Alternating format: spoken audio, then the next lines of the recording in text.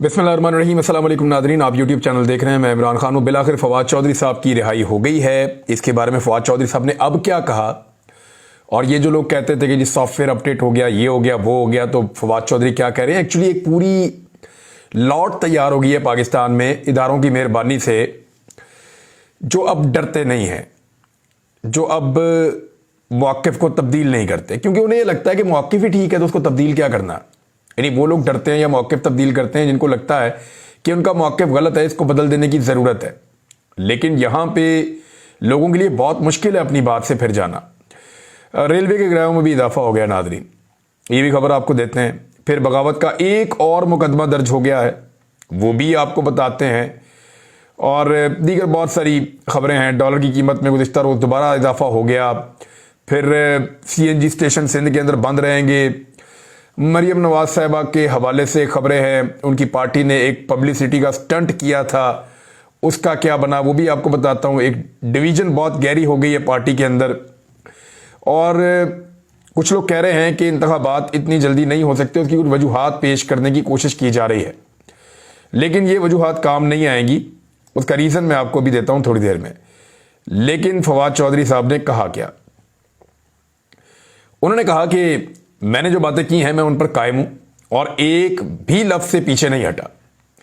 Election commission की तरफ से FIR और गद्दारी का मुकदमा पर चीफ इलेक्शन कमिश्नर को कहता हूं कि सेक्रेटरी इलेक्शन कमीशन को कमरे में बुलाएं और 2 छित्तर मारें। इदारे काबिल एहतराम है। हम जेलम वालों से ज्यादा किसको पता है कि फौज की क्या कुर्बानी है, और आप हमें कह रहे हैं कि हम गद्दार हैं। मेरी नजर में पाकिस्तान बहुत बड़े बहरान का शिकार है, जिसका वाहिद हल इलेक्शन करवाओ और एक जो भी इलेक्शन करवा के बने, इक़्तिदार से मुंतखब होने वाली हुकूमत के हवाले किया जाए मुल्क का निज़ाम, और उसके अलावा कोई हल नहीं है।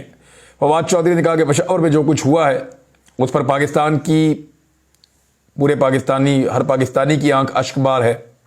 इस मामले पर हम 6 माह से बात कर रहे हैं, और ये बात बिल्कुल ठीक है। फवाद चौधरी बात कर रहे थे, इसके ऊपर मुराद सईद बात कर रहे थे, इमरान खान साहब बात कर रहे थे, सब लोग कह रहे थे कि दहशतगर्दी आ रही है, दहशतगर्दी आ रही है, रोको, खुदा का वास्ता, एक नई जंग पाकिस्तान में शुरू हो जाएगी। हमने पहले बड़ी कुर्बानियां दी हैं, इसको रोका जाए, इस सिलसिले को। सब ये मुतालबा कर रहे थे, लेकिन किसी ने तवज्जो नहीं दी। हम बात कर रहे हैं कि अफगानिस्तान के साथ कोई पॉलिसी नहीं है जिसकी वजह से पाकिस्तान में दहशतगर्दी होगी, लेकिन कोई तवज्जो ही नहीं दी गई, और तमाम तवज्जो एक तरफ है कि किसी तरह इमरान खान को माइनस किया जाए। अब जी ये हैं फवाद चौधरी, जैसा उनको अंदर डाला था वैसे ही वो बाहर आ गए हैं, बल्कि अब उनको अपने अल्फाज के ऊपर ज्यादा पहरा देना पड़ेगा, कुर्बानी जो दे दी है। तो मुझे नहीं समझ आ रही कि ये PDM और उनके सहूलतकारों को पता नहीं चल रहा कि ये इमरान खान और उनकी पार्टी को ज्यादा मजबूत करते चले जा रहे हैं। जो शख्स अपनी पार्टी के लिए जेल जाएगा, यानी फवाद चौधरी को मुशर्रफ के लिए जेल नहीं जाना पड़ा, पीपल्स पार्टी के लिए जेल नहीं जाना पड़ा, जेल जाना पड़ा PTI के लिए, और अब वो PTI के लिए जेल जाने के बाद उनका PTI के साथ जो ताल्लुक होगा वो कम होगा या ज्यादा होगा? ये बात शायद PDM को या सहूलतकारों को समझ नहीं आ रही, और समझ ना आने की कोई रीजन मुझे समझ नहीं आ रही कि क्यों इनको समझ नहीं आ रही। बहरहाल हालात इनके यहां तक पहुंच गए हैं। पहले मैं आपको एक खबर दे दूं, क्योंकि मुझे कुछ और चीजें भी आपको निकाल कर दिखा